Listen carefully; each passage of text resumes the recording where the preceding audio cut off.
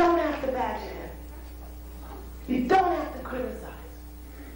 Remember, mothers, that they come through you, not from you. You are just their mother.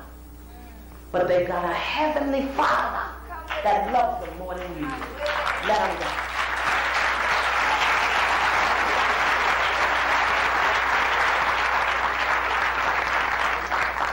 You know what, brothers?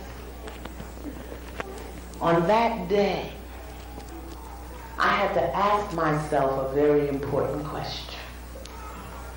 What did you marinate your son in? What did you marinate your son in? I marinated him in fear. I marinated him in anger. I marinated him in doubt and worthlessness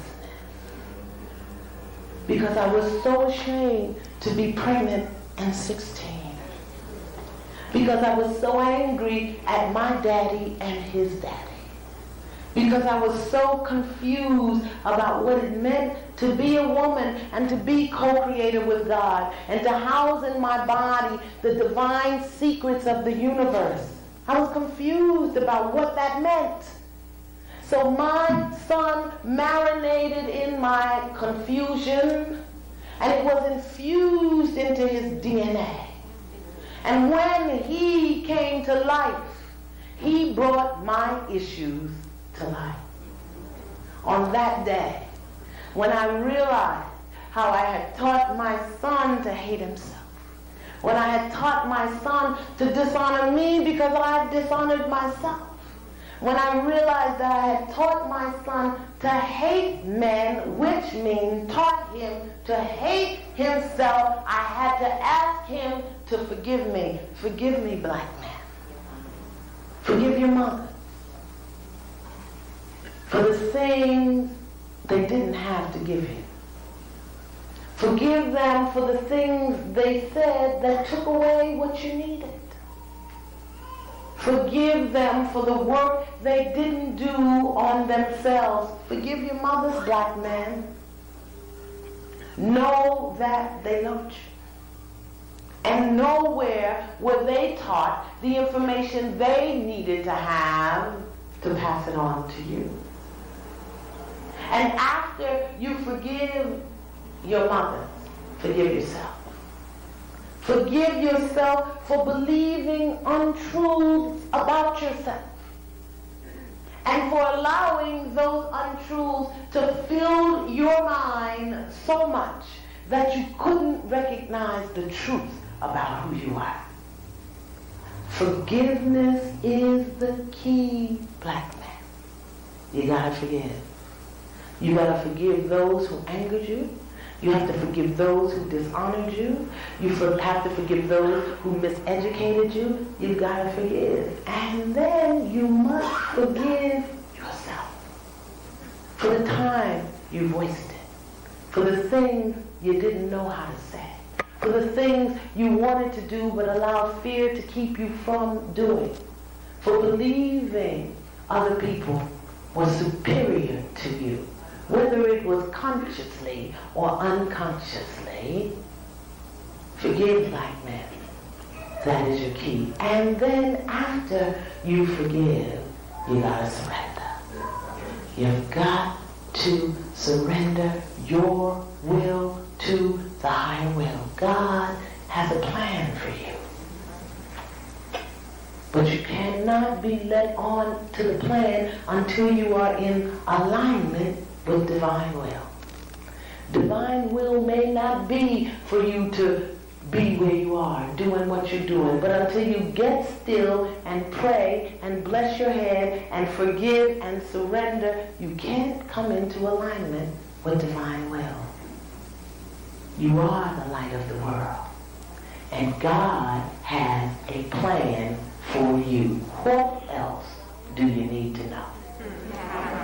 I'm going to go over here for a second. Well, yes, I have another confession.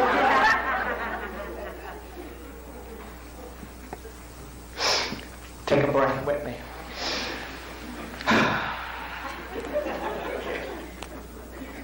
I realized one day that I was the man.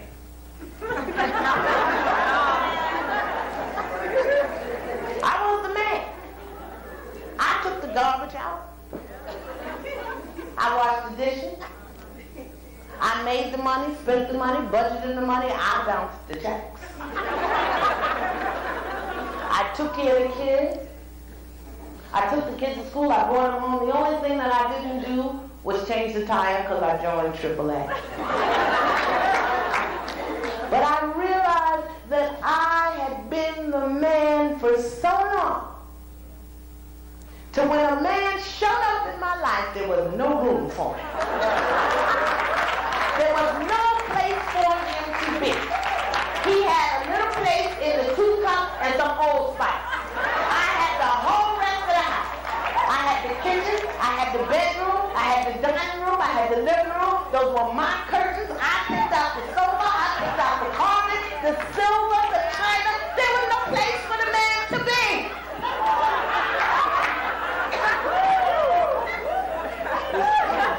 One little corner on the bathroom.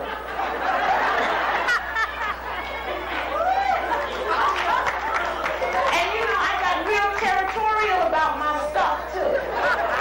Even when he wanted to do it, he couldn't do it because it was mine to do. I had been the man for so long, till I left no room for him to be a man. And you know, I always use this example, the divine example about the rent. Can he pay the rent? Can he pay the rent? You know, and the brother showed up, he really wanted to pay the rent. But let me tell you what I did. I know nobody in here don't know what I'm talking about. I just want to use this example. Now, rent is due on the 1st. But you really have until the 5th before they charge you a late fee.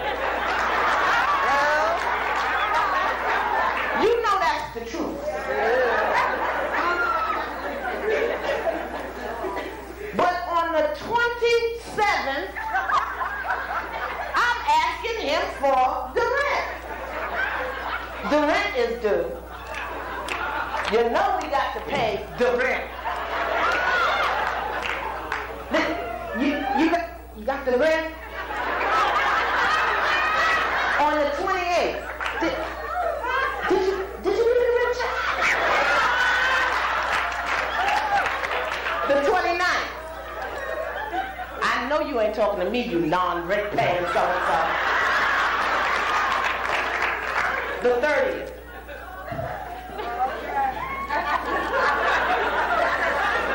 Now the boy is sleeping in the box by the stove. On the 31st, at 3 o'clock, I write the check and pay the rent. Then, if that's not bad enough, then I badger him about not paying the rent. Now, we want the brother to pay the rent, right? Yeah. But we got to give him room to pay the rent. We got to move out the way and give him the opportunity to show up. And if he don't show up, then we have to ask ourselves, why is he still here? And that's not on him, that's on you. But to keep him around and badger him and nag him and belittle him serves you nor him no purpose. So from this day forward, my sister, please realize that the rent don't have to be paid until the 5th at 5 o'clock. In the meantime, my sister, pray for the brother. Talk to the brother. Let him know that paying the rent and not paying the rent is not the issue. It is sharing with you what he's feeling and